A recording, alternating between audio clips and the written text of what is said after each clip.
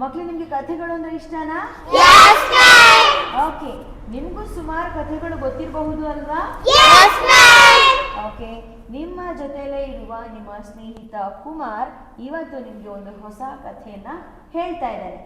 ಆ ಕಥೆ ಯಾವುದು, ಆ ಕಥೆಯಲ್ಲಿ ಬರುವ ಪಾತ್ರಗಳು ಯಾವ್ದ್ಯಾವುದು, ಆ ಕಥೆಯ ನೀತಿ ಏನು ಅನ್ನೋದನ್ನ ನೀವು ಯೋಚನೆ ಮಾಡ್ತಾ ಇರಬೇಕು, ಕಥೆಯನ್ನ ಕೇಳಿಸ್ಕೊಳ್ತಾ ಇರಬೇಕು.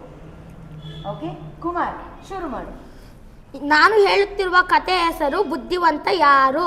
ಒಂದು ಕಾಡಲ್ಲಿ ಒಂದು ದೊಡ್ಡ ಸಿಂಹ ಮತ್ತು ನರಿ ಇತ್ತಂತೆ. ಅದಕ್ಕೆ ಸಿಂಹಕ್ಕೆ ಒಂದಿನ ಜಾಸ್ತಿ ಹಸುವಾಗೋಗಿತ್ತಂತೆ. ನರಿನ ಕರೀತಂತೆ, ಏ ನರಿ ಬಾಯಿಲ್ಲಿ, ನನಗೆ ಹಸಿವಾಗಿದೆ, ನೀನು ಕಾಡಿನೊಳಗೆ ಹೋಗಿ ಆಹಾರ ಹುಡುಕಿಕೊಂಡು ಬಾ ಅಂತ ಅದು ಹೇಳ್ತಂತೆ ಸಿಂಹ. ಆ ನರಿ ಓಡೋಯ್ತಂತೆ ಬೈಕ್ಕೆ ಹೋಗಿ ಎಲ್ಲ ನೋಡ್ತಂತೆ. ಒಂದು ಮರದ ಕೆಳಗಡೆ, ದೊಡ್ಡ ಮರದ ಕೆಳಗಡೆ ಒಂದು ಕತ್ತೆ ಮಲಗಿತ್ತಂತೆ. ಕತ್ತೆನ ಎಬ್ಬಿಸ್ತಂತೆ. ಕತ್ತೆ ಎದ್ದಳು, ಸಿಂಹರಾಜ ಕರಿತಾವ್ರೆ ನಿನ್ನ, ನನ್ನ ಜೊತೆ ಬಾ, ನಿನ್ನ ಪಟ್ಟಾಭಿಷೇಕ ಮಾಡಿ ಕಿರೀಟ ಹಾಕಿ ಸಿಂಹಾಸನದ ಮೇಲೆ ಕೂರಿಸ್ತಾರಂತೆ ಅಂತ ಸಿಂಹರಾಜ ಹೇಳಿದ್ರು. ಆಮೇಲೆ ನರಿನೂ ಹಂಗೆ ಹೇಳ್ತು ಕತ್ತೆಗೆ, ಆಯಿತು ಬಾ ಬಾ ನೀನು ಅಂತೇಳ್ಬಿಟ್ಟು ಕರ್ಕೊಂಡೋಯ್ತು. ಹೌದಾ ಅಂತೇಳ್ಬಿಟ್ಟು ಅದು ಖುಷಿಯಿಂದ ಹೋಯ್ತು ಕತ್ತೆ. ಈ ಸಿಂಹ ಬಂದ್ಬಿಟ್ಟು ಎಗರ್ಬಿಡ್ತು ಅದ್ರ ಮೇಲೆ, ಅದು ಕಿವಿಗೆ ಕತ್ತರಿಸ್ಬಿಡ್ತು. ಅದಕ್ಕೆ ನೋವು ತಾಳಲಾರ್ದೆ ಅದು ಓಡೋಯ್ತು ಕತ್ತೆ.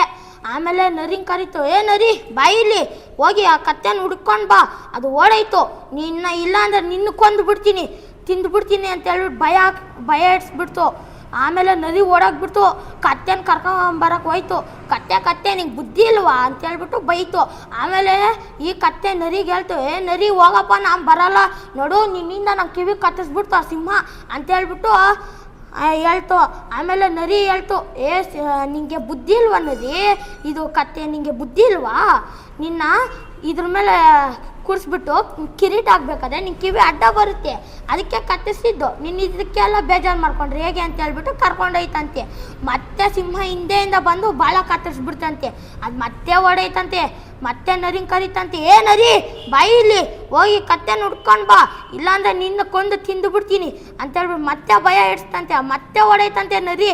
ಹೋಗ್ಬಿಟ್ಟು ಕತ್ತೆನ ಕರೀತಂತೆ, ಕತ್ತೆ ಬಾ, ನಿಂಗೆ ಬುದ್ಧಿ ಇಲ್ಲ, ನಿಂಗೆ ಏನೂ ಇಲ್ಲ, ನಿಂಗೆ ತಿಳುವಳಿಕೆನೇ ಇಲ್ಲ.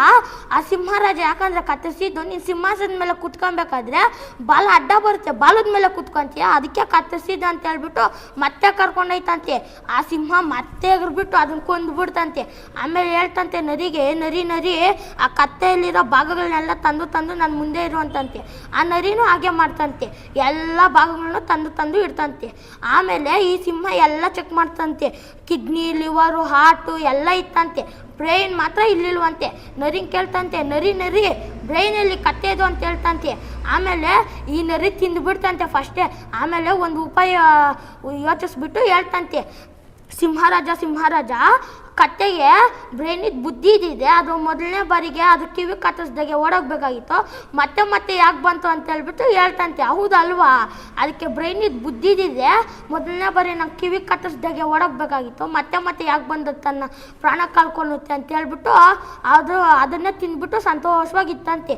ಈ ಕಥೆಯ ನೀತಿ ಏನೆಂದರೆ, ಸಜ್ಜನರ ಸಂಘ ಹೆಜ್ಜೆಯನ್ನು ಸವಿದಂತೆ. ಓಕೆ, ತುಂಬ ಚೆನ್ನಾಗಿ